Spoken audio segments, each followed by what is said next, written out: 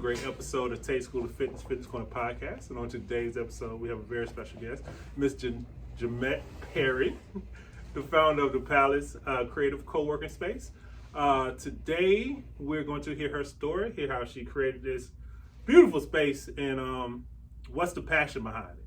How are you doing today, Miss Jemet? I'm doing well. That's good. That's good. So let's start off with what is the passion behind this? What is the creative, inspiration for you to actually create this space for everyone? Yes. So like everybody else, I have a story.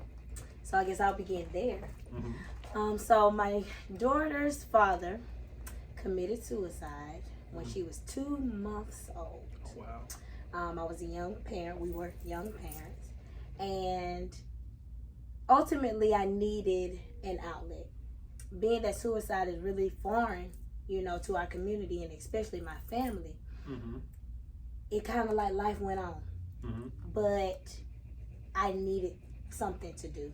Mm-hmm. And so I discovered my passion for crafting, my creativity.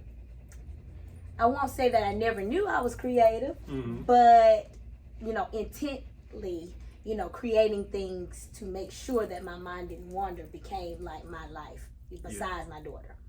And so that was my outlet. Mm-hmm. Then shortly after that, once I started giving my products, because at first it was just for me, just something for me to do, creating things for my daughter, making, her scrapbook and preparing for her first birthday, all those good things. It was more than a cutesy thing or hobby. It quickly caught on with people around me, and they were like, you have a gift. Yeah. But I didn't recognize it as that. I just recognized it as something to help my mental health. Yeah. And so from that, I deemed it robbery for other people not to hone in on their own gifts and talents, especially as it relates to creativity. Mm-hmm. So I created a space or a platform for them to be able to enhance their creativity by taking workshops or classes, or even if it's not connected to necessary arts and crafts, but photography, having a space if they don't own their own studio, Mm-hmm. or really anything within that realm. If you are a hairdresser, you want to make wigs or do a wig class, I have a classy space that is yours for the day. So that's why we consider it a creative co-working space, because I work here Monday through whenever, Yeah.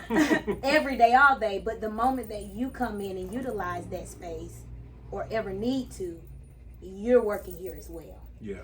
Whether it's for one day or for a lifetime, the palace is ultimately yours too. Mm-hmm. Mm-hmm. And so for that, I just deemed it necessary to ensure that women of color understand their purpose, talents, gifts, be able to have that space to perfect that, if you will, or give that to the masses.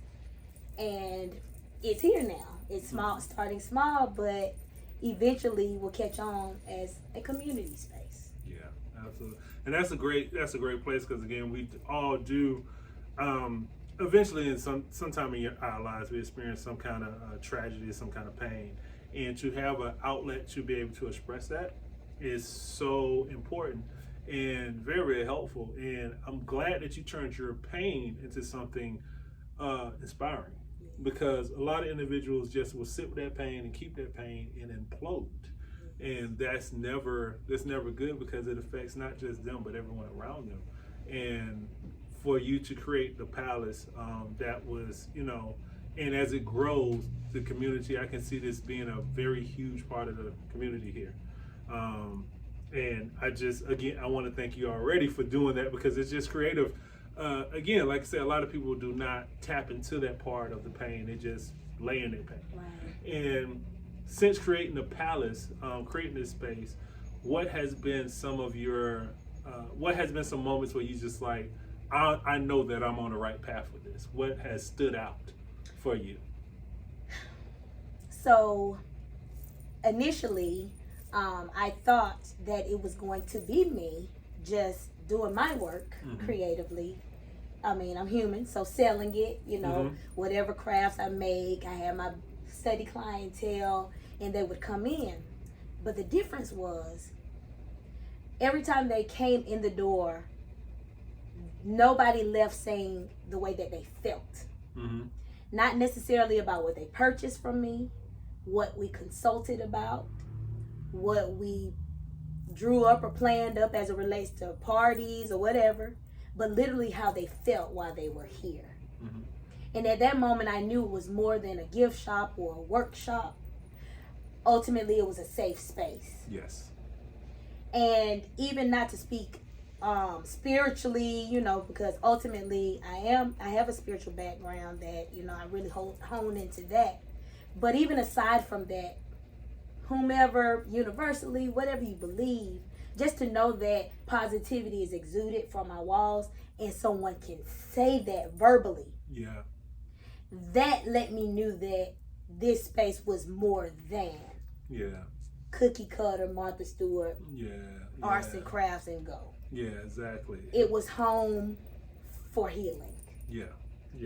Empowerment and, you know, discovery. Yeah, absolutely. So it really is a meeting place of the minds to, again, to be able to express themselves in a creative way. And again, that's a special, especially with last year and even just before last year, but definitely with last year, because last year a lot of people went through a lot of things that they can't even communicate yet. Right. You know, like even at this time, most people think that they know what they've been through, but we all don't know. You don't know yet. Exactly. Or the effects of it. Exactly. Because. And I'll tell you this, that moment was an eye-opener. I'm an educator as well. Mm-hmm. I don't like to use the word former because once you've received your certifications or degrees, it's yours. Yeah. So I would say a former educator of the local school district, but Mm-hmm. forever an educator. Mm-hmm. But with that being said, with the youth, even my own children, being at home with them and realizing the importance, even in that short time in our life, but it was a long period of time, you know, in that moment, Mm-hmm. to say like, wow, some children may not have the access as my children did in our home. They had glitter, they had glue, they had tape, they had a mom to kind of probe them into what can you make out of that? What can you do with this? Because we have to be here. But to realize that every household may not have that. Or they may have that creative child that doesn't have the access. That's true. So what happens when the world shuts down? And we used to hear great philosophers always center a lot of their most profound quotes around discovery of life and purpose and art and just all of those people of the world, the Picassos.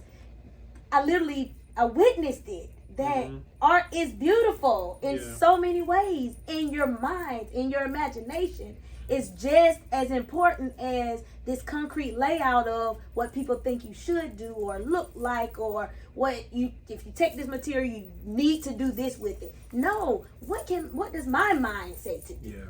Yeah, absolutely. So even in that small time of our life, of course it was a big time in that moment. Even for the youth, I saw this space in the future for them.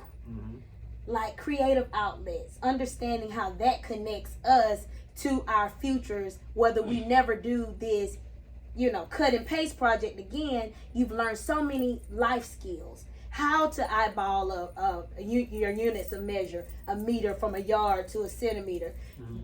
That goes with you forever. So even if a young child say, I don't like this crap, I don't want to do this, but they turn 25 or 35, become a husband, and she says, you know, we need to get this much, you know, I don't know, carpet. He can instantly say, I remembered my units of measure, you know, what Miss Jemet gave me. So I see that in the future as well, not just for the women of color, but also extending to our youth. Absolutely. So I see this space for that as well. Yeah, because actually growing up, we learned all that in school. I don't know if they teach that now, but I know I learned units of measurement and things like that in school back in the day. But then if you tell people I need a this measurement. They're like, what? Like when you buying things in the like, store. What? Yeah, they don't even understand. And I guess when I say that, that's not to negate the importance of formal education. Yeah. Like education, because it's definitely necessary, and those things are definitely being taught. The difference is the importance of it. Absolutely. You can teach me to memorize something for the then and now, or to have it for a lifetime. That's true. And when I teach you your why, and I make my why just as important as your reason for now, then it'll say, I need to know this because. Exactly. And I think that's the element Absolutely. that I want to make sure is included here. That's not to say no school district is doing that, but I want to make sure it's a priority here at the Palace. Absolutely. How long has the Palace? How long has the Palace been open? As a brick and mortar establishment, November 28th of 2021 will make our 1 year anniversary. Oh, beautiful, beautiful. Yes. Beautiful. That is very good. So before you was working out of your home with the Palace? I was working out of my home, hence the name Palace Projects. Yeah. It was projects that I did within my palace. Hence the name. So I have a brand name of Palace Projects. And so I said, if I get a building, I wouldn't necessarily want it to be named Palace Projects Building or Shop or whatever. So I said, well, this will be the Palace. Yeah. Because I had been known, this is a day of social media, known for Palace Projects so much that I didn't want to stem them too far from that. So relatively speaking, it was easy, convenient to say it's the Palace, but now it really is the Palace. Absolutely, absolutely. And you touched on social media, so you started off on social media. Did that help build your following instantly by them watching what you was doing? Literally, it changed my outlook on what I'm doing. Not to say that we need validation or we need to feel like what we're doing, looks good or makes sense or important. But I'd be crazy to say that getting those comments, getting those likes, getting those referrals, having people publicly say that, hey, what you're doing, that's dope. Like, I've never seen that. And not to toot my own horn, but there's some things that I know that I do that other people don't do in the craft world that kind of sets me apart. But I realize without social media, that may have never been noticed by anyone. Yeah, that's true. Because some crafts I may not ever do to sell or for the public. But sometimes I may record myself painting something or revamping something, and someone will be like, wow, I never seen that before. And like in the age of Googling, I'm like, really, you haven't? And then I may go back and Google myself, and I'm like, dog, I am creative. It ain't on here. You know? So for that reason alone, the power of it, whether it be like a physical power, like getting more orders, getting, a tangible power, getting more money, producing more income, absolutely. But even a mental power, emotional power, that can be negative too sometimes, but for the most part, had kind of spearheaded some of my confidence to say, okay, what I have, the world needs. Yeah, absolutely. And I wouldn't have known it just in my four walls. Absolutely. In your circle, you have to get outside your circle. Yes. And that's a good thing about social media. Of course, we know it's a lot of bad things about social media, but to be able to put yourself out there and get a response that says that, okay, what I'm doing is important, because people are really wanting to take part in your creativity, and that's awesome in itself. And since we are going on 1 year anniversary of you having a building, are you going to do something special this year for that? So I'm actually going to have a relaunch because as I was speaking earlier off camera, that I initially thought the Palace was going to be just a space that I was going to sell my things out of. So I kind of coined it a gift shop at first. So I did have a launch party, but some of my followers, my clientele, kind of seen it as such until it started evolving into what I feel like now is my true purpose and calling. So I'm going to have a rebranding ceremony. Yeah. And even as it relates to when I was speaking of the youth, try to roll that into launching that as well. Mm-hmm. Giving myself time, but November's approaching, especially as it relates to the planning world. Mm-hmm. That means like I'm supposed to be wrapping up now, technically. Yeah. But just knowing that, okay, I want people to get it.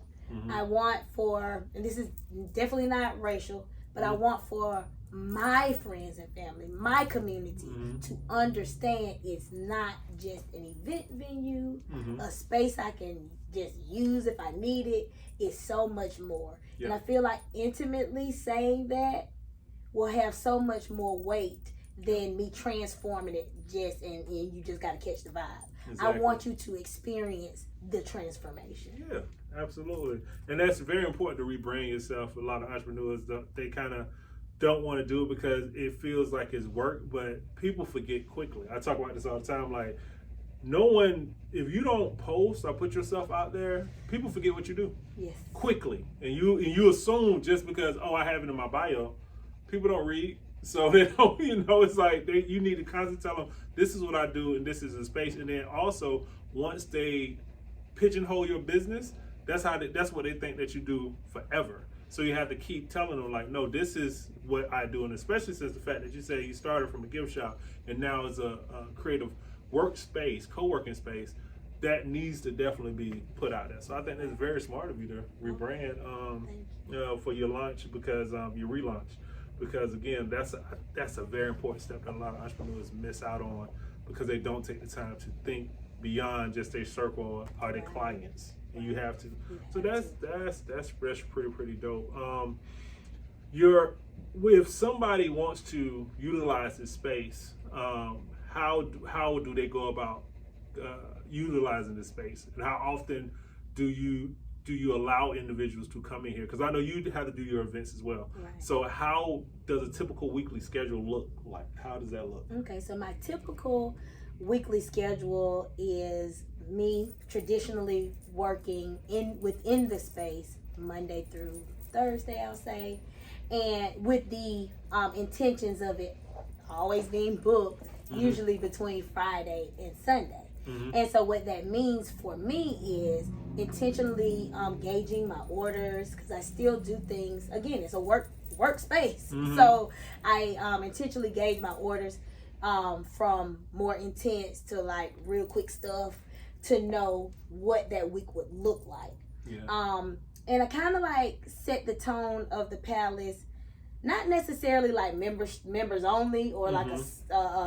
like a social club. Mm-hmm.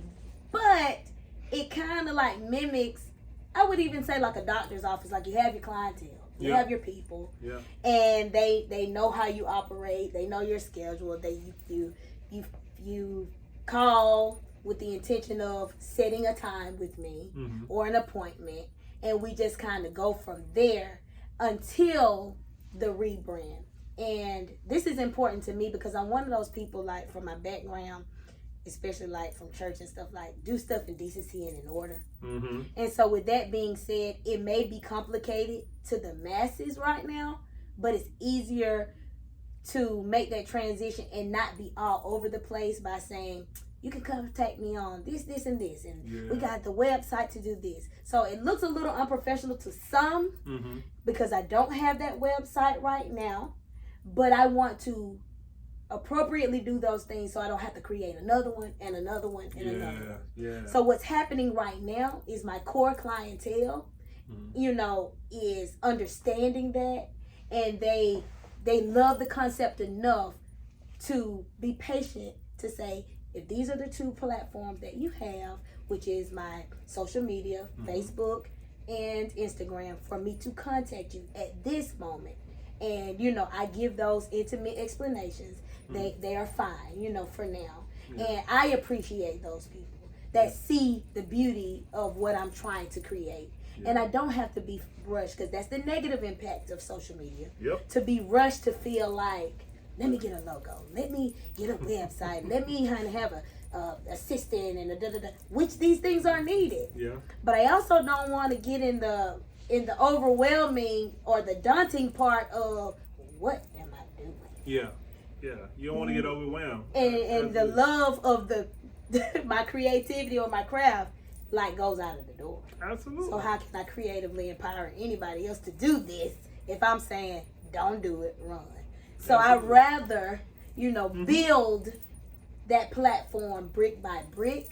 Absolutely. And let the community or my clientele or the people who love me help me.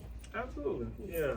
I mean, a famous quote by Jay-Z that I always go by and say, don't never let anyone rush your process. Yes. No matter what it is. If it take you 40 years to do whatever, that's your process. Because if you allow people to rush your process, it's not going to be your process anymore. Therefore, it's going to be chaotic. So you don't let people rush your process. I mean, I didn't get a website until, I want to say last year. Right. I was total social media, and I've been fine. I mean, Tate School of Fitness, we do well. So it's not website. It is important. Keep track of a lot of things, orders and whatnot. But I think people put a little bit too much in website, and I also think that's a crutch because they say, well, I can't do this because I don't have a site. They just scared, to be honest. And I love your honesty because that's like a breath of fresh air. Mm-hmm. Even on here, I'm like, should I be saying that I don't have one? Absolutely. But I have my reason why. Mm-hmm. Absolutely. And so that was that. Thank you for that. Oh, you're welcome. Honesty. Yeah. Because we don't. Again, this show and this platform is to help others because we don't have all the answers. I don't have all the answers. I'm a little further along the way just because I've been doing this some time, but I have mentors to this day that tell me you don't need to do that, you need to do this. You should always have somebody who's going to, in a positive way and good criticism, right. To keep you on the straight and narrow because it's a lot of business gurus that don't know anything, and I see it every day. They try to influence people and they don't have anything at all. When you tell them to show you something they can't. Yeah. So you fumble your way through this, especially when you don't have somebody who is able to guide you and help you. And sometimes it's our family who hinders us because they think they know everything and they don't even have things themselves. And I talk about that a lot because in the beginning it was friends, so-called friends, who was telling me what I couldn't do with this. And it's hilarious because now I'm doing what I'm doing and they're still complaining about their jobs and this, that, and the third. So, it just, I'm not bashing anybody, but I'm just saying that you go by your process and you do what you feel is right. I wanna ask, like we was talking a little bit offline about turning over the space. Because I always think about it when people have spaces where they do events. Like, could you explain a little bit about what goes into flipping the space? Like, say, if you have a certain event, I don't know, maybe it's a gender reveal one day, and then next day you got Bible study here or something. Like, how does that get turned around? Around?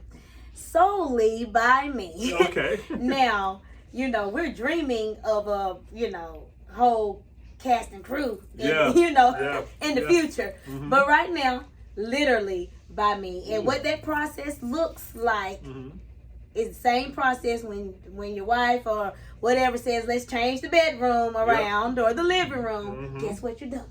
Exactly. You're doing just that. Yeah, wow. That is like, no pun intended, that's literally that. And when people come in and actually eyeball me, like sit there with intentions to soak it in, most of them can't. They're like, so you do this every single week. And I'm like, yeah, you were here on one day that it gets done. Yeah. Keep in mind, this sometimes happens up to 4 times in 1 week. Wow. Now, passion alone keeps it fun and interesting. Mm-hmm. But to be untruthful and say that it's very frustrating with other things in the way, like as far as we definitely need a bigger space. Mm-hmm. So not only could that flip be a little less strenuous if we had a bigger space, maybe I could push it to an area that it might not even be needed for a week. Exactly. But unfortunately, every part of our space we need.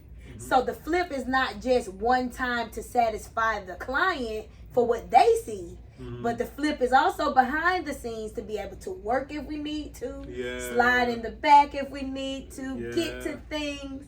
And that creates, are you built for this? And so far since November, beauty of my community, they kept me booked and busy. Good. So it's been happening since November. Very good. Yeah. But it's literally just that real.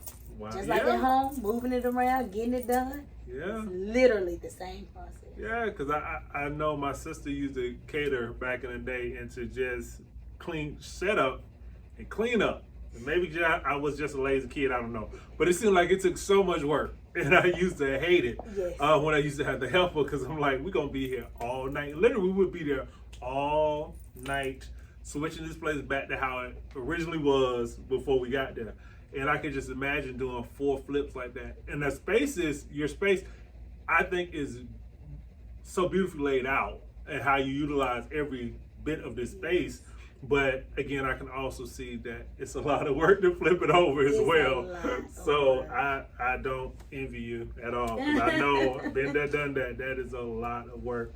If anybody wants to, before I let you go, because you started doing COVID last year.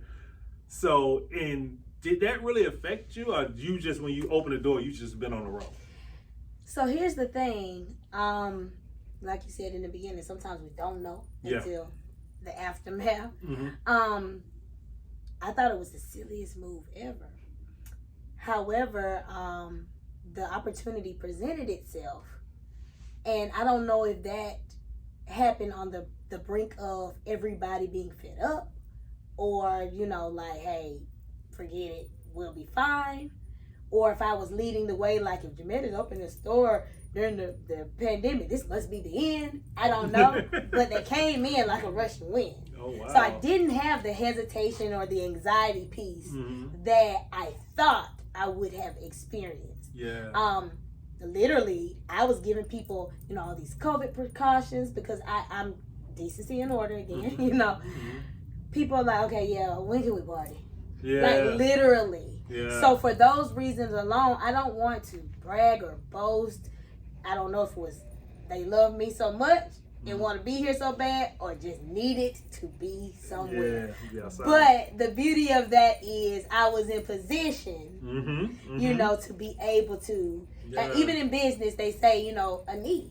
Supply a need. Supply a need. And that's what I did. Yeah. It's a passion. I'm making an impact, but I'm also making an income. Yeah, you're supposed to. Exactly. So, I don't know which one it is. They loved me, or they just needed somewhere to be, but it worked. And it doesn't even matter, because you was in a position, and a lot of times, especially people who look like us who are entrepreneurs, they don't be in a position. They don't be in a position to execute, and that's one of the biggest things in business. You can be like working hard, but when an opportunity is there, you need to be in the right place to take advantage of it. Because if you're not, don't matter if, like, our background is I'm a fitness coach. So if I have, 10 clients that say they want to sign up today, I'm in a position because I have systems in place. Right. But if I wasn't in a position, I'm gonna miss out all that money. Because it's just gonna be like, well, I can't only take on 1 or 2. Like, no, but you have 10. You should be able to take on 10. So that was great that you was in a position, and maybe it was a combination of both, that they love you and they just need to get outside, because people just like ready to get outside. Right. And we can really see that now, because it's like everywhere you go on the weekend, it is packed. I don't care where you go, it is packed. And I think I'm a part of a beautiful,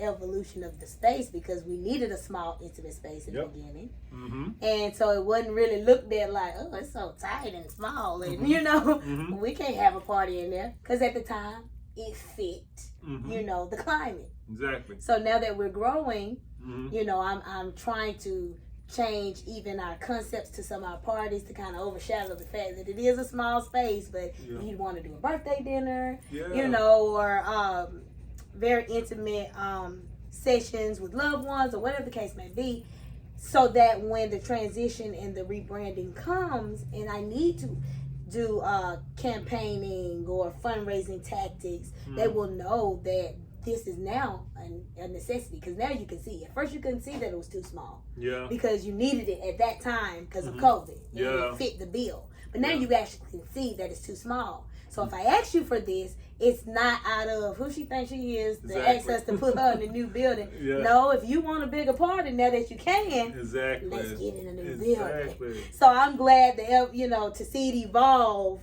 just the way it needs to. God didn't put me, and I am just using that, you know, because that's my personal belief, you know, in that position to make it not make sense. And so far, it's been frustrating and challenging at times, but it makes sense. I can see the evolution. I can see it evolving. I can see it. And that's perfect. Always perfect timing. If anyone wants to utilize your space, how could they contact you? So right now, again, as I explained, we have two very secure platforms, which is Instagram and Facebook. On Facebook, we are The Palace with 2 E's. Nothing more, nothing less. I think it should come right up. And my name should be the underscore, which is Jemet Perry. As well as on Instagram, that's a little different. That's Palace Projects, which started as my personal brand and still my personal brand, but it will my page directly reflects everything that we do at the Palace. So both of those, Palace Projects on Instagram and The Palace on Facebook, will directly show every single thing and contact information beyond the page as well. Okay. Well, I wish you nothing but the best, and this was amazing to see, again, like this space and what you doing with this space and what you bring into the community. So I just want to thank you for sitting down with the schoolers, and I wish you nothing but the best and success in the future. Thank you so much. You're welcome. Thank you so much.